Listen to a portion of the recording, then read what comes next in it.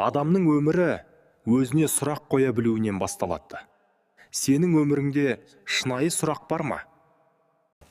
Күн сайын бір нәрсеге жауап беріп жатсың. Бірақ ойланып барып па, әлде автоматты түрде ме? Көп адам неге өмір бос өтті деп өкінетті. Себебі жауап бермей жүретті. Жауапсыз жүріп күн өткізетті.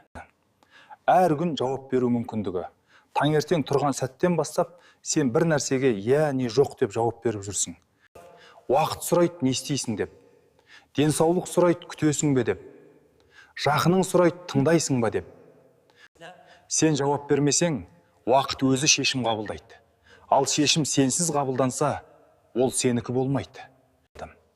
Сен кімсің деген сұрақты басқа емес, өмір өзі қояды. Күн сайын.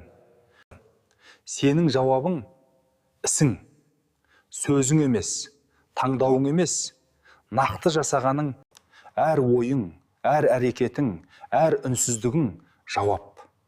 Бірақ ол жауап сенің санаңда ма? Қашып жүрген адам жауаптан қашады.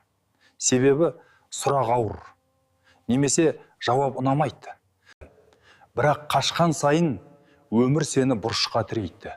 Сол жерде шындықпен бетпе-бет қаласың. Сол сәтте ойланасың, мен неге бұлай істедім? Бірақ ол кеш болуы мүмкін. Жауапкершілік ерте жауап беру. Сұрақты күтпей. Алдын ала шешім қабылдау.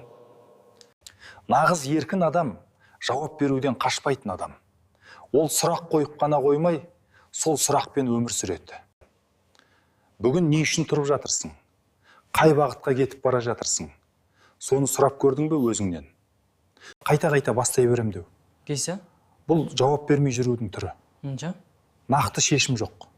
Нақты бағыт жоқ. Әр сәт таңдау. Әр таңдау жауап.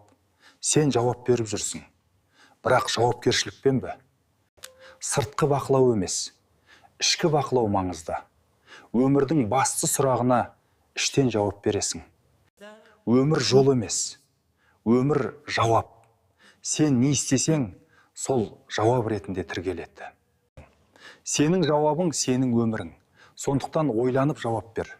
Таңдауың арқылы сен өзіңді күн сайын анықтап жүрсің.